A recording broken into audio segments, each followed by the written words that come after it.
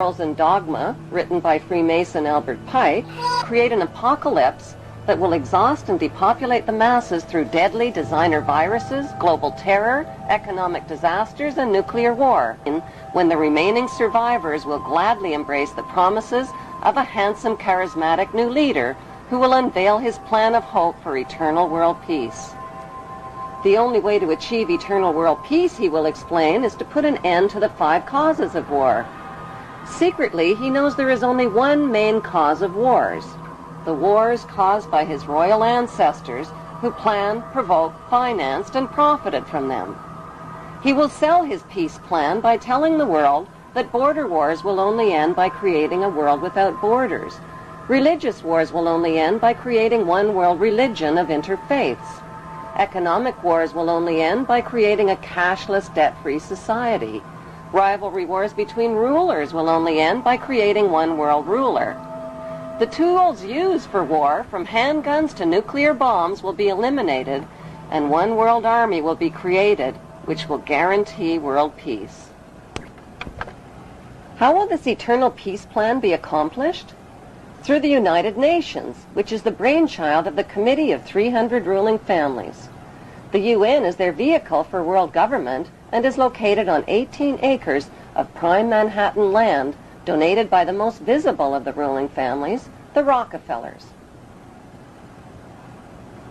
The UN is a closed organization with no public records or open meetings. U.S. taxpayers have already invested $2 trillion in this world authority. Although most of the people working for the UN are genuinely working for peace, the UN is a godless organization controlled by the Committee of 300. The Queen's husband, Prince Philip, and Evelyn Rothschild have already established an interfaith declaration for the creation of one world religion. What would life be like in this world empire with one world religion, one world army, one world economy, one world court, one world media, one world government, and one world dictator? What the public doesn't know is that Karl Marx's Communist Manifesto and the Russian Constitution have been built into the UN Charter, and that the New World Order will be a communist world order. Peace on earth will be a forced peace in which citizens will have no rights. No right to bear children without approval, no right to travel without authorization, no right to own private property, no right to privacy, no right to bear arms, no right to protest, no right to receive an inheritance, no right to choose an education or a job or even a place of residence, and worst of all, no right to live. The right to live will be based on an individual's rating of usefulness to the royal elite. In this planned world without borders or nations, citizens will be disarmed of all weapons, including handguns, and will have no means to protest, fight, resist, or challenge this one world authority who will control them spiritually, economically, and militarily. Every human being will be electronically tattooed and will become helplessly dependent on this one world authority for all of their most basic needs.